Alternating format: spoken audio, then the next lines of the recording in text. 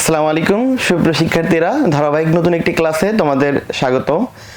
আজকে আমাদের যে টপিকটি নিয়ে ক্লাস হবে সেটি হলো ত্রয়োদশ জাতীয় সংসদ নির্বাচন ও চতুর্থ গণভোট 2026।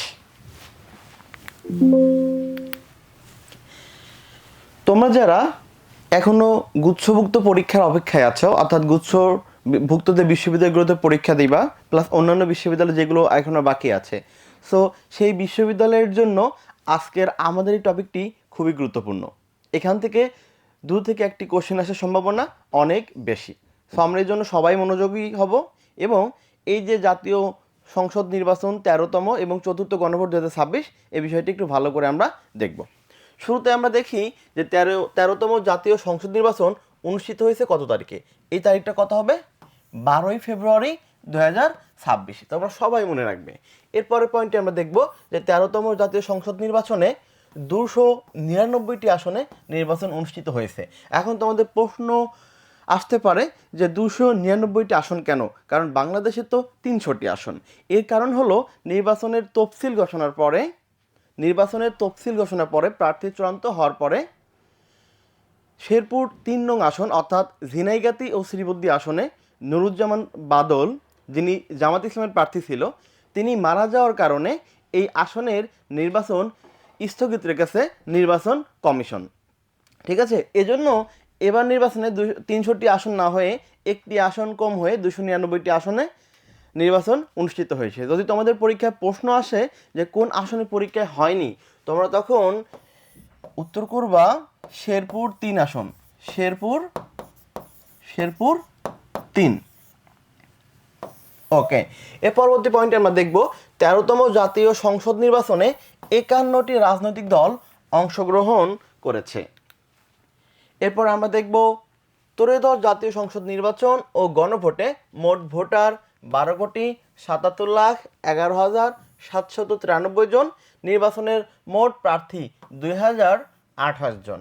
এর পরবর্তীতে আমরা যে তথ্যটি দেখব সেটি হলো নির্বাচন কমিশনের, অর্থাৎ যেটির আমাদের সংক্ষিপ্ত রূপ আমরা সবাই জানি ইসি, ইলেকশন কমিশন। সবাই এটা একটু মনে রাখবা, ইলেকশন কমিশন।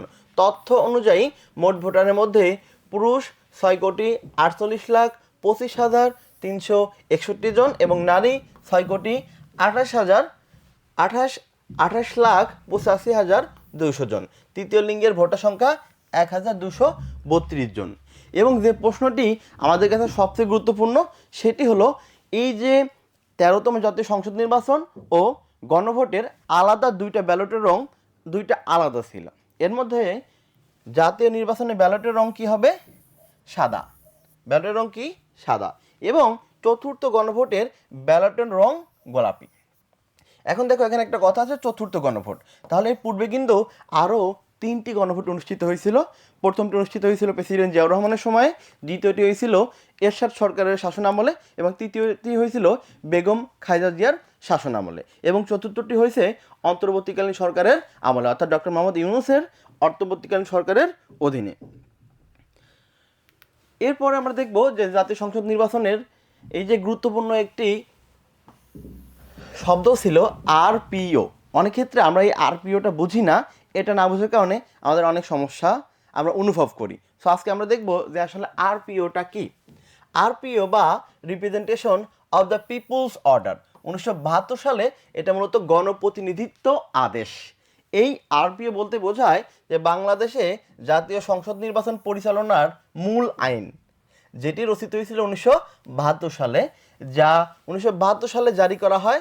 এটি নির্বাচন কমিশনকে অবাধ, নিরপেক্ষ ও সুষ্ঠু নির্বাচনের জন্য আইনি কাঠামো, প্রার্থীর যোগ্যতা অযোগ্যতা, নির্বাচনী ব্যয় এবং নির্বাচনী নিয়মাবলী নির্ধারণ করে।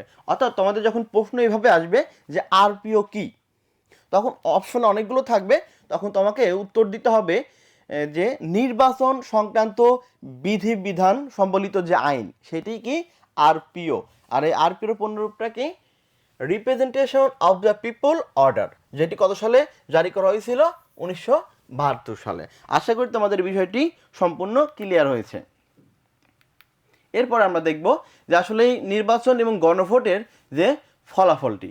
13তম জাতীয় সংসদ নির্বাচনে সর্বমোট ভোট পড়েছে 59.44%, এবং গণভোটে ভোট পড়েছে 60.26%। এখানে তো আমাদের প্রশ্ন আসতে পারে যে নির্বাচনে কেন একটু কম আর গণভোটে কেন বেশি। এটা হতেই পারে কোনো, যেহেতু আলাদা দুইটা ব্যালট পেপার ছিল, কোনো একজন ভোটার সেই জাতীয় নির্বাচনে ভোট না দিয়ে সে কিন্তু গণভোটে অবশ্যই ভোট দিতে পারে।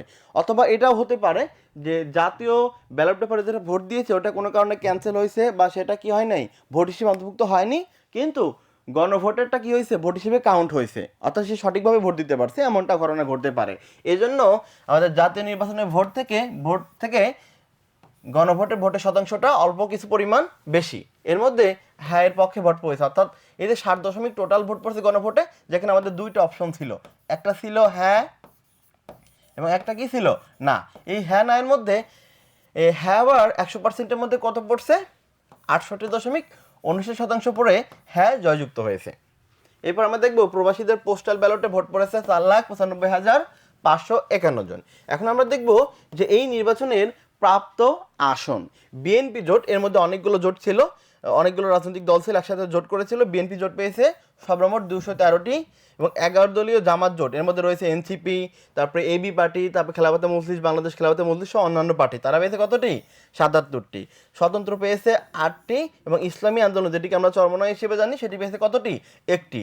টোটাল তাহলে কত হবে, টোটাল হবে 299টি। আমরা সবাই জানি যে একটি আসনের নির্বাচন স্থগিত হয়েছে, সেটি কোনটা আসন, শেরপুর 3, যেটা ঝিনাইগাতি এবং শ্রীবদ্ধি যেটা নির্বাচনী এলাকা।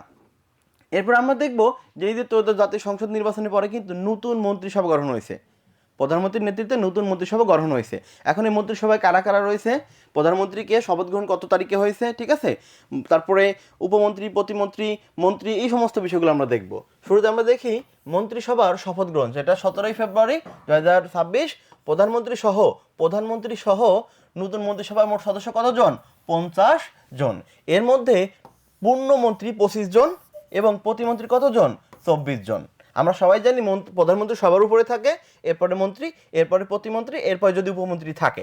কিন্তু এই ত্রয়োদশ জাতীয় সংসদ নির্বাচনের পরে যে মন্ত্রিসভা গঠন করা হয়েছে প্রধানমন্ত্রী তারেক রহমানের নেতৃত্বে, মাননীয় প্রধানমন্ত্রী তারেক রহমানের নেতৃত্বে, তার নেতৃত্বে কোনো মন্ত্রিসভায় উপমন্ত্রী রাখা হয়নি। এখানে 25 জন পূর্ণমন্ত্রী এবং প্রতিমন্ত্রী রাখা হয়েছে কতজন, 24 জন, এবং প্রধানমন্ত্রী সহ টোটাল কতজন, 50 জন।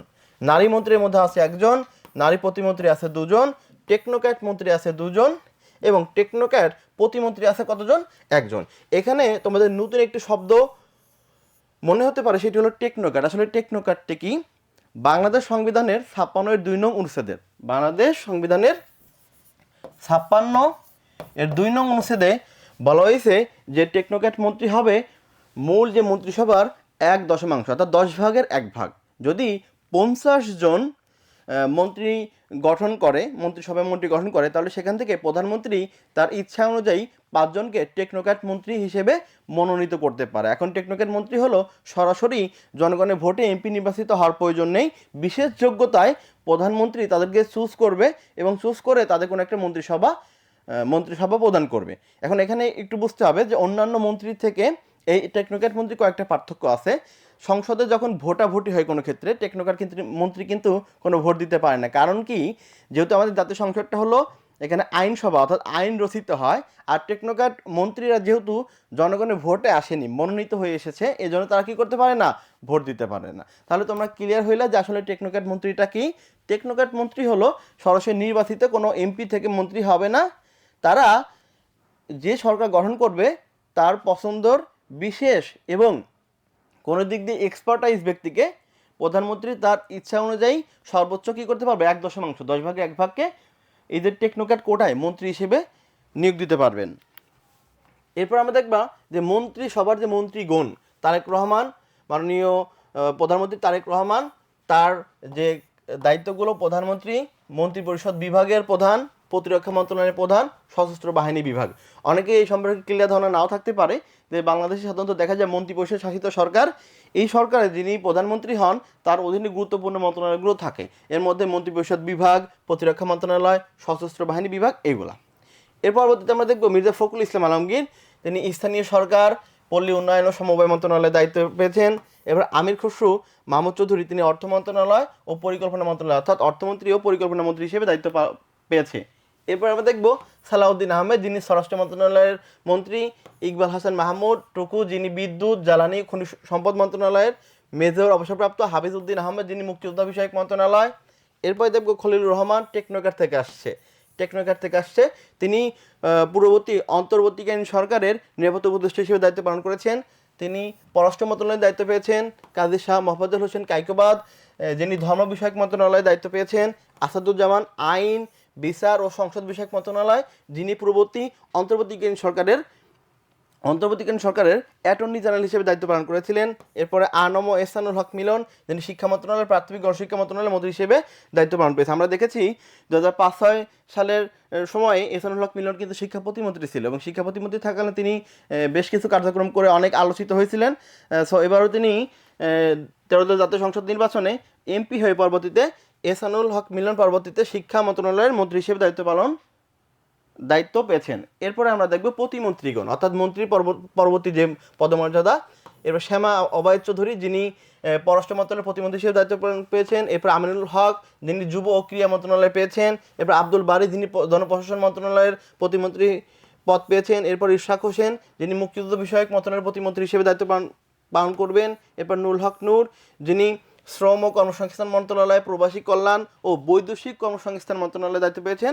এরপর সর্বশেষ আমরা দেখব যে ববি হাজ্জাজ, যিনি শিক্ষা মন্ত্রণালয়, প্রাথমিক গণশিক্ষা মন্ত্রণালয়ের প্রতিমন্ত্রী হিসেবে দায়িত্ব পালন করবে। এর মাধ্যমে আমাদের সাম্প্রতিক ক্লাসটি শেষ হলো। পরবর্তীতে তোমাদের সাথে দেখা হবে আবার কোনো একটি নতুন সাম্প্রতিক ক্লাসে। আল্লাহ হাফেজ।